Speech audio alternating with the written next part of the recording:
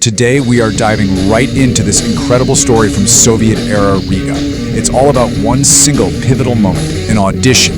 An audition where a young musician's raw talent and, get this, a single custom-built guitar pedal were about to change everything. I quickly became friends with a dapper young man, again a couple of years older than me. His name was Oleg Schwartzburg, and he considered himself part of the central Stel scene, crowd, in his own words.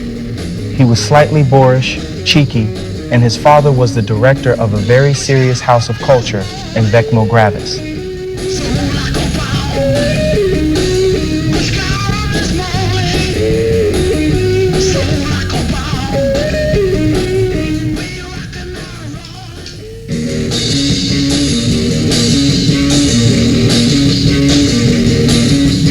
Oleg got very interested in my guitar playing, and soon he had a chance to hear me live. "Dude, I have to show you to a band I know," were his words, spoken during the break between sets.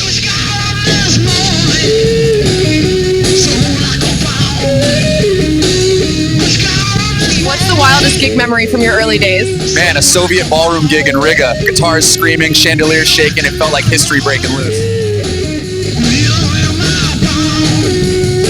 To top it off, his father was a pretty powerful figure in the local culture scene, which meant, yeah, Oleg had connection. So Oleg hears our guy play, right? And he's totally intrigued. So he makes this bold promise. He says, "Dude, I'm gonna get you an audition with an established local band." Now for a young guitarist, you can imagine, this felt almost too good to be true. But guess what? A week later, Oleg actually delivered. And listen, this was not just any audition. We're not talking about some cramped, dingy basement where bands usually practiced. No. Oleg leads them to the majestic House of Officers on Merchmila Street.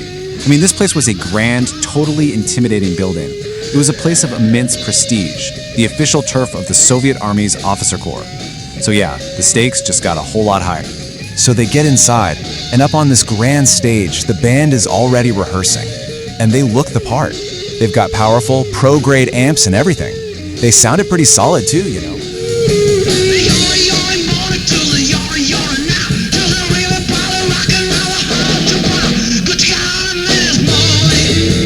All this was said with some defiance, which provoked distrust in what was said. But Oleg didn't forget his words, and a week later reported that he had arranged to bring me to a rehearsal of this very band. It was somewhere near the end of the week, and I decided to skip classes at night school. They rehearsed in the city center at the officer's house on Merchilia Street. The Central House of Culture was a chic, rich mansion in the heart of Riga. I want you to picture a specific kind of silence. Oh. It's that heavy, almost suffocating silence, you know? Right before you make a very loud noise. Yeah, I know the feeling. You're standing in a room, it's full of strangers, your palms are probably sweating a little bit, you have a guitar case in your hand, and, you know, with absolute certainty, you have exactly one chance. The classic audition scenario. It's almost primal. It is. You have to plug in, turn up the volume, and in the next 3 minutes, you have to prove that you belong in that room. It was a 4-story white building with large columns, ancient Greek ornament on the facade, and Kirov Park opposite. We're time traveling back to Soviet-era Riga in Latvia. We're looking at the formation of a rock band called Junior's Beat. But this isn't just a Wikipedia summary of a band getting together. Not at all. No, we're working from a memoir. It's titled The Birth of Junior's Beat. And what I love about this source is just how granular it is. Right. It doesn't just give us dates, it gives us the smells, the textures, the specific tension of the underground rock scene colliding with the rigid Soviet military establishment. That's the hook for me. This isn't a garage band in some basement in Seattle. This is a rock band rehearsing in a Soviet house of officers. Inside the huge foyer, there were parquets, very rich chandeliers, and spacious but echoing halls. This was the domain of the command staff of the Soviet Army, and this is not some little basement in a housing administration. We went up to the second floor and went into a spacious dance hall where balls were probably held 100 years ago. It really is a story about power dynamics. It's about how talent, and specifically sound, the physics of sound, can just disrupt a hierarchy instantly. The band was set up on a large stage. The whole set of equipment was of unknown make. It was very powerful amplifiers, cabinets, vocal cabinets on the sides of the stage, microphones on stands, and a decent drum kit. We were met by the band's guitarist, Sergei Ravinsky, as he introduced himself. The rest of the band was on stage, and they were in the process of rehearsing. Oleg and I sat down and started listening.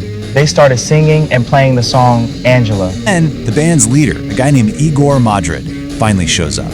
Picture this. He's tall, he's got this skeptical smirk on his face, and he immediately puts our narrator on the spot with this really challenging, kind of half-joking comment. You can just feel it, right? The whole room was watching, just waiting to see how he's going to respond to this.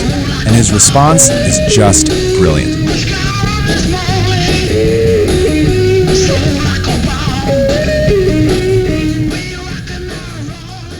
Then came a break, and finally their chief arrived with his wife.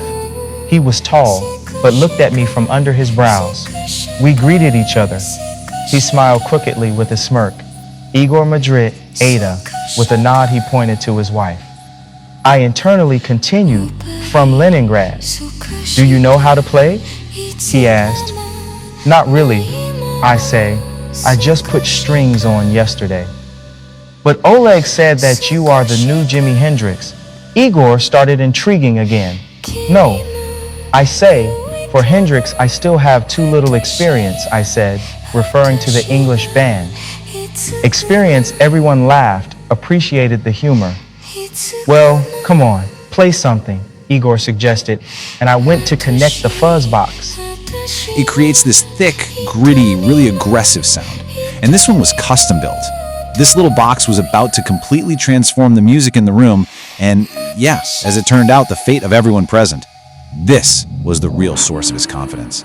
So, they launch into Good Golly, Miss Molly, and our guy is just confidently leading the band. But then, his solo hits. He stomps on that fuzzbox, and the energy in the room just erupts. It's like a lightning strike. In fact, the band's original guitarist, he couldn't even keep up anymore. He starts stumbling, totally losing the tempo.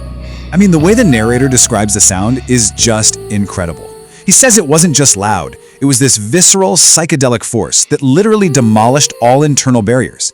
And it was so powerful, so infectious, that the band's leader, Igor, and his wife, Ada, they just jumped from their seats and started dancing wildly. Can you imagine?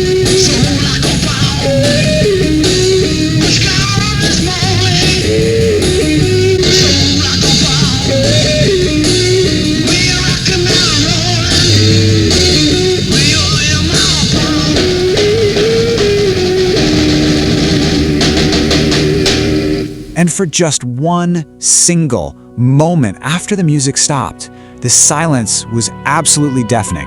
The narrator even says it felt like it was pressing in on everyone's ears, you know, like the pressure change you feel on an airplane. That one performance had completely reset the entire atmosphere of the room. You've got Igor and Ada just staring at him, their faces just silently screaming, "Where on earth did you come from?" And here's what's really crucial. The other musicians, they weren't jealous or resentful. Not at all. They were just happy. Their faces were totally lit up by what they had just witnessed. He doesn't even talk to his bandmates, doesn't even glance at them. He makes the decision right there on the spot. He just points at our narrator and says, "You have a divine spark, we're taking you." Just like that. It was that simple, that decisive. Wow.